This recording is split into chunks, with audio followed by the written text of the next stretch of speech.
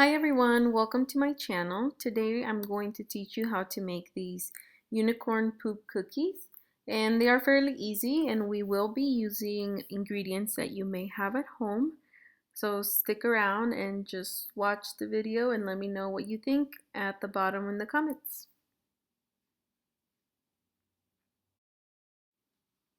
We'll need a box of cake mix, 2 eggs, a half cup of vegetable oil, food coloring, and the colors really depend on what you want, but these are the ones I chose. 5 disposable piping bags, and then 1 big disposable piping bag. And next you'll need a bowl so we can mix everything in there. The first thing you're going to do is open that box of cake mix and just pour it in your bowl.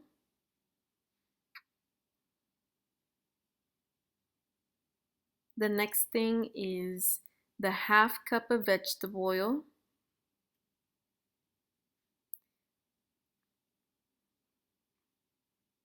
the 2 eggs, and really the order of the ingredients doesn't matter. This is just the way that I mixed it.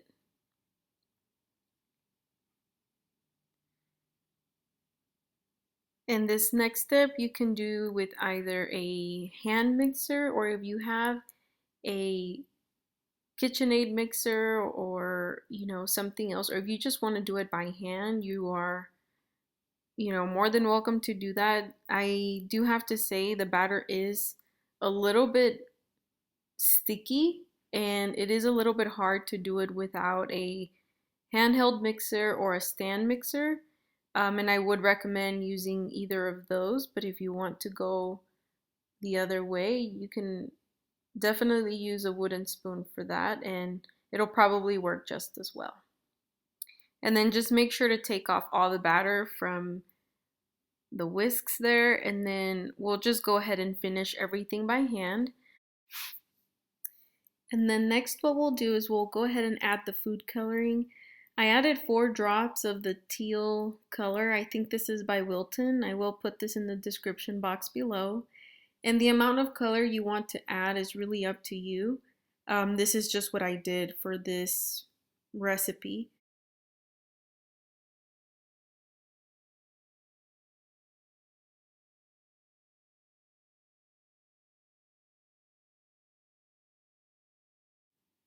When you have fully incorporated all the color, get your piping bag, and then I just used the glass as support to help me pour in the batter.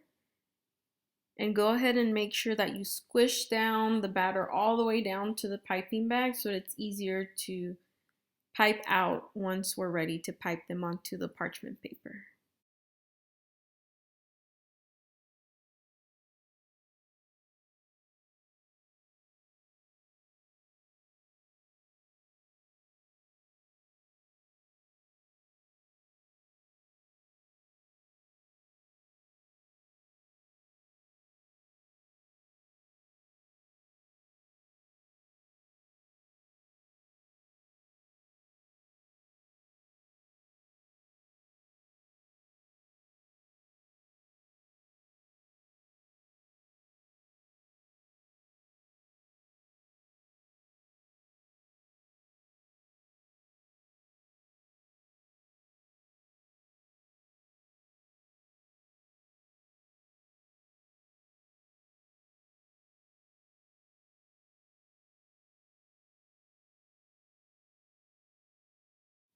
Continue mixing in all the colors, and I used 5 colors in the end, so just continue to do that throughout. And you will notice that I did use the same bowl, simply just because in the end the colors are going to merge even a little bit when the cookie bakes. But if you do want to use separate bowls, you're more than welcome to do that, so you can prepare your color ahead of time instead of having to mix separately. This is just the way that I decided to do it.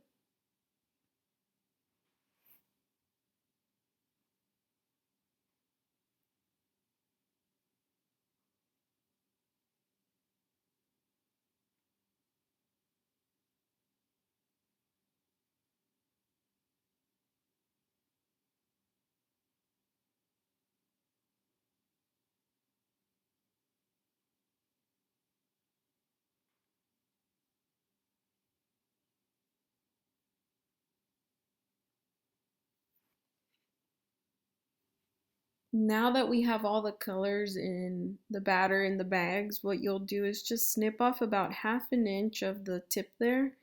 And it's just so you can squeeze out all the batter because it is a little bit hard to squeeze it out.